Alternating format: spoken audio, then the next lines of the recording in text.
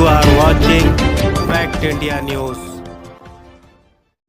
इसके बावजूद हमारे नौजवानों ने सब्र से काम लिया है और यहाँ धरना लगा के बैठे हैं, जबकि ये जानते हैं कि हम धरने में किससे क्या मांग कर रहे हैं।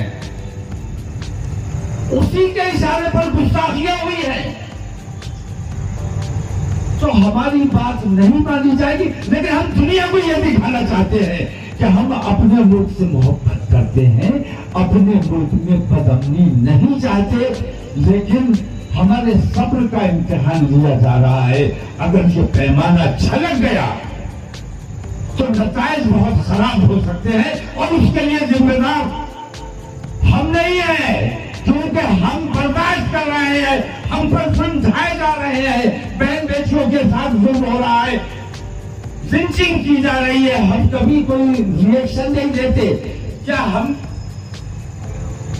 जवाब नहीं दे सकते? मैं कहता हूं 1000 आदमी भी अगर आपको घेर लेते हैं, उनमें से एक को तो पकड़ सकते हो। सरेंडर नहीं करना है।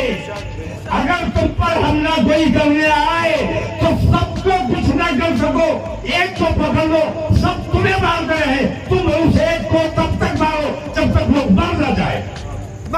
अपनी हिफाजत करने का हमें अख्तियार है, मुल्क का संविधान हमें अख्तियार देता है और अपने मोहल्ले की, अपने मुल्क की, अपने खानदान की, अपने आबा व अजदाद की हिफाजत करने के लिए अगर हमें अपनी जान देना पड़े तो कदम पीछे नहीं हटाएंगे और जान देना पड़े तो कदम पीछे नहीं हटाएंगे। मैं हुकूमत हिंद से मांग करता हूं, धरना आपने दिया बहुत अच्छा किया। मुझे तो शर्म इस बात पे आ रही है कि सारा औरंगाबाद यहां क्यों नहीं बैठा हुआ है, चंद लोग क्यों बैठे हैं? क्या सिर्फ ये आशिक रसूल है? क्या सिर्फ इन्हें तकलीफ हुई है? सारा औरंगाबाद अगर बैठा होता तो कुछ असर होता, और सारा औरंगाबाद क्या, सारा हिंदुस्तान जमा होना चाहिए और सारा हिंदुस्तान इंशाल्लाह जमा किया जाएगा।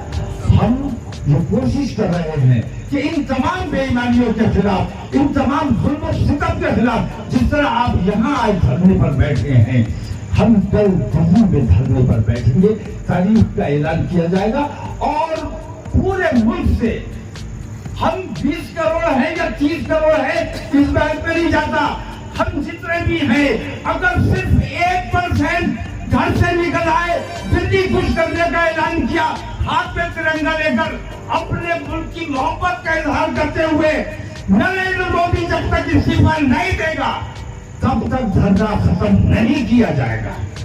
बताओ ठीक है क्या? उसी की सरपरस्ती में ये सारी बेईमानियां हो रही है।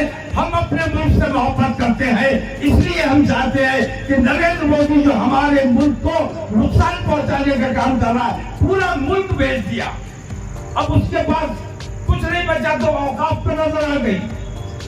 हम अपने औकाफ नहीं बेचने देंगे। हमारे जो मुल्क को बेचा है, हम अपने मुल्क से मोहब्बत करते हैं। नरेंद्र मोदी से हमारी नफरत इसलिए नहीं है कि वो मुसलमानों का दुश्मन है, नरेंद्र मोदी से हमारी नफरत इसलिए है कि वो हमारे देश को नुकसान पहुंचाने का काम कर रहा है और जो हमारे देश को नुकसान पहुंचा रहा है उसे किसी कीमत पर सच्चा मुसलमान जो अपने वतन से मोहब्बत करता है बर्दाश्त नहीं करेगा।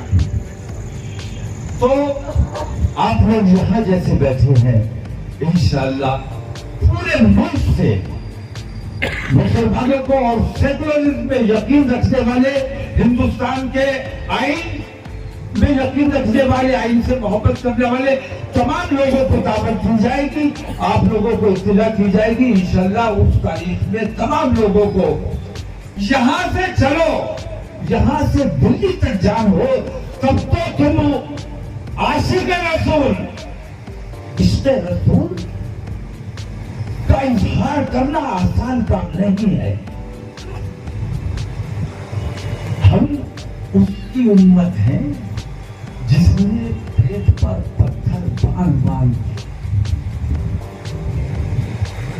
अपनी उम्मत के लिए कितनी मेहनतें, कितनी कुर्बानियां दी हैं, उस नाम पर हम जो कुछ भी कर सके हुक्म है। जान थी दी हुई उन्हीं की थी, हक तो ये है कि हक अदा ना हुआ। आप लोगों के धरने में मैं शरीक हुआ, मुझे बहुत खुशी है और मुझे अफसोस है कि इस किस्म के धरने हमें मुल्क में लगाना पड़ रहे हैं। हमारी बहन बेटियां महफूज नहीं है, हमारी मस्जिद महफूज नहीं है। रात में मस्जिद थी, सुबह को मस्जिद गायब हो गई।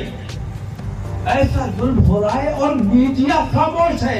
तो हुकूमत बेईमान,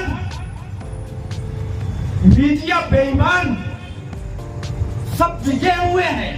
और सबसे बड़े अफसोस का मुकाम ये है कि अदलिया, बड़े अफसोस की बात है कि अदलिया जिस पर भरोसा किया जाता था, भरोसा किया जाता है, वो भी आज हुकूमत के दबाव में फैसले करने पर मजबूर हो रहा है। ये हमारे देश के लिए बहुत घातक है और ये देश का नुकसान अब बर्दाश्त नहीं किया जाएगा। हिंदुस्तान का अदलिया बदनाम अगर हो रहा है, मैं तो असदुद्दीन ओवैसी साहब से भी मैंने सवाल किया कि आप बैरिस्टर हैं तो आपकी बैरिस्टरी से मुसलमानों को क्या फायदा है? आप अगर बैरिस्टर हैं तो इंटरनेशनल लॉ आपने पढ़ा होगा। आपको चाहिए कि मुल्क में जो बेईमानियां हो रही है, जो जुल्म सितम हो रहा है, जो नाइंसाफियां हो रही है, अगर कोर्ट नाइंसाफी कर रहा है तो अपन कोर्ट पे जाने का कायदा है, हमारा हक है। और अगर यहाँ के कोर्ट हमारे साथ बेईमानी कर रहे हैं तो हमें इख्तियार है, हमें इंटरनेशनल कोर्ट ऑफ जस्टिस में जाना चाहिए। तो असदुद्दीन ओवैसी साहब से मैं मांग करता हूँ कि उन्होंने अभी तक इस तरफ तवज्जो नहीं दी। आप इंटरनेशनल लॉ पढ़कर आए हैं तो आपकी बैरिस्टरी से मुसलमानों को कोई, तो जो भी है मुसलमानों पे बोझ मत बनो, मुसलमानों का बोझ कम करने की कोशिश करो। बात ही खड़े होकर तुम मुसलमानों से मांग रहे हो, मुसलमानों को देने का काम क्यों नहीं करते? मुसलमानों के मसाइल उठाइए आप। इंटरनेशनल कोर्ट ऑफ जस्टिस में आपको जाना चाहिए था, अभी तक नहीं गए, अब जाइए। हमारे चैनल को सब्सक्राइब करें, वीडियो को लाइक और शेयर करें, बेल आइकन बटन जरूर प्रेस करें ताकि इस तरह की हर खबर आप तक पहुंचती रहे।